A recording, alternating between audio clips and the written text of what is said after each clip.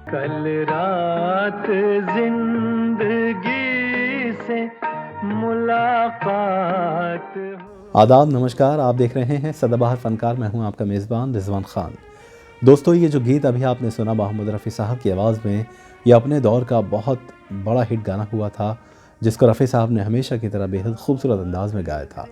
नौशाद साहब का म्यूज़िक था, राजेंद्र कुमार साहब पर यह गाना फिल्माया गया था। लब थर थरा रहे थे मगर बात हो गई।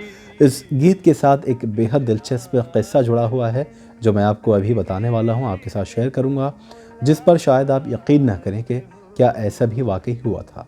इसी गाने के साथ जुड़ा है वो किस्सा जो मैं आपके साथ शेयर कर रहा हूं। एक बार फिर से थोड़ा सा ये गाना सुन लेते हैं, फिर मैं आपको वो बातें बताऊंगा जो आप जानना चाहते हैं। एक ख्वाब जलवगर था हकीकत के रूप में। तो ये गाना आपने सुना, अब मैं आपको बताता हूँ वो किस्सा जो आप सुनना चाह रहे थे। दरअसल इस गाने को तलत महमूद साहब से नौशाद साहब ने रिकॉर्ड करवा लिया था। ये तो रफ़ी साहब की आवाज़ में आपने सुना, लेकिन रफ़ी साहब से पहले तलत साहब ने इसको गाया था। तलत महमूद साहब की आवाज़ को बाबुल के बाद नौशाद साहब ने इस्तेमाल करना बंद कर दिया था। नौशाद साहब रफ़ी साहब के बजाय तलत साहब से ये गाना रिकॉर्ड करवाना चाहते थे, उन्होंने ये रिकॉर्ड करवा लिया। ये बात कुछ डाइजेस्ट नहीं होती, क्योंकि नौशाद साहब ने हमेशा रफ़ी साहब की आवाज़ को इस्तेमाल किया है।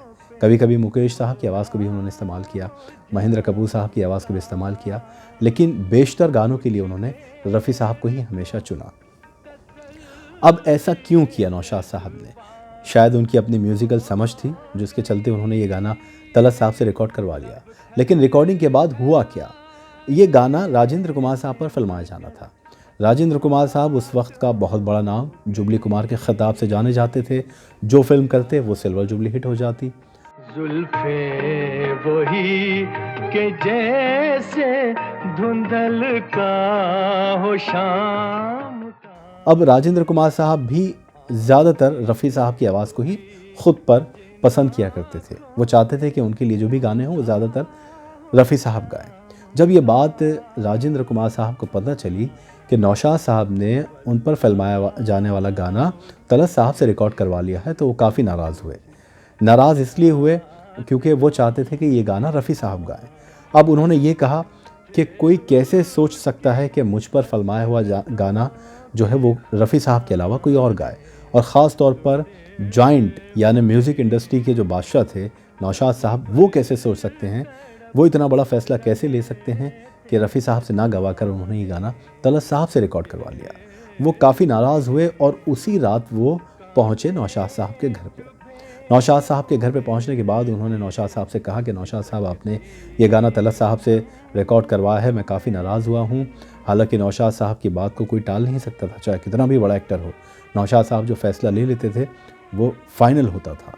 लेकिन राजेंद्र कुमार साहब, क्योंकि वो भी बहुत बड़ा नाम था, उनको ये गाना शायद पसंद नहीं आया, या तलत साहब ने उन्होंने उनके लिए गाया वो बात उनको पसंद नहीं आई। उन्होंने नौशाद साहब से कहा कि किसी भी तरह से ये गाना दोबारा रफ़ी साहब से रिकॉर्ड करवाएं। अब उसके बाद दोनों के बीच क्या बात हुई, ये बात का खुलासा नहीं है, क्योंकि उसके बाद अगले दिन नौशाद साहब ने वो गाना दोबारा रफ़ी साहब से रिकॉर्ड करवाना चाहा। और अब ये उनकी अपनी समझ थी या राजेंद्र कुमार साहब के कहने पर उन्होंने ये बात समझ ली कि अब ये गाना रफ़ी साहब से रिकॉर्ड करवाना चाहिए। लेकिन जब रफ़ी साहब से रिकॉर्ड करने की बात आई तो रफ़ी साहब ने इनकार कर दिया। उसे तो दामने रुखसार नम भी।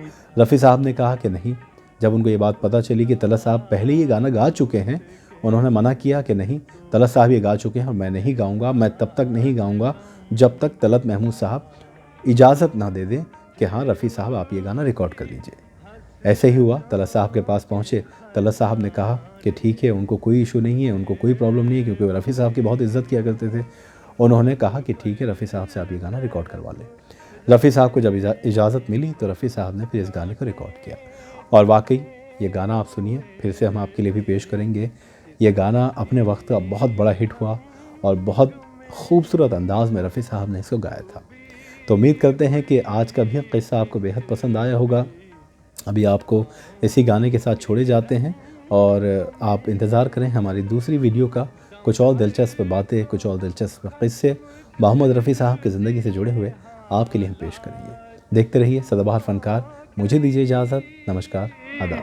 लब थरथरा रहे थे मगर बात हो गई।